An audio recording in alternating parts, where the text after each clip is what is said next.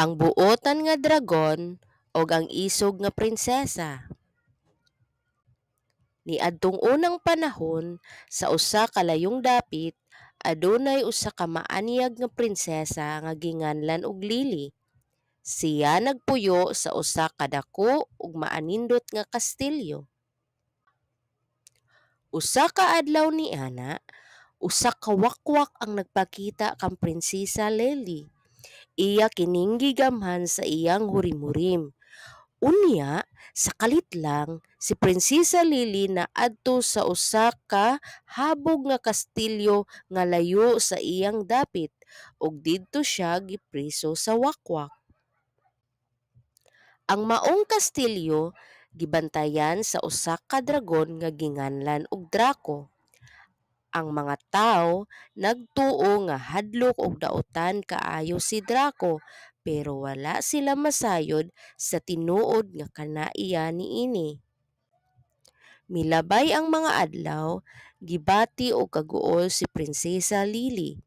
Iyang gipangandoy nga unta adunay mutabang kaniya nga makaikyas sa kastilyo ug makabalik na siya sa ilang balay.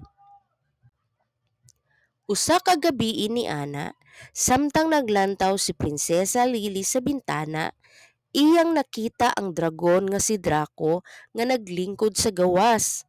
Nahadlok siya apan nakita niya ang mga mata ni Draco nga mahigalaon ug ang iyang matamis nga pahiyom.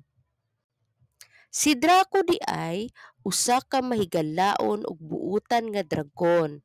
Iyang gisultihan si Prinsesa Lily nga gusto niya makighigala sa prinsesa ug nga iya kining tabangan nga makaikyas sa kastilyo sa wakwak.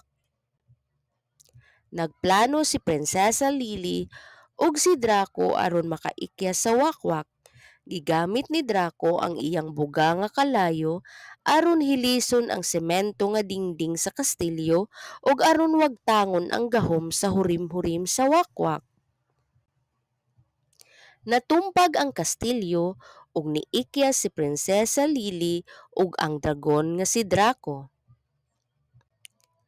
Ang mga tao nga nakasaksi sa mga panghitabo wala makatuo nga si Draco di ay usa ka buutan nga dragon.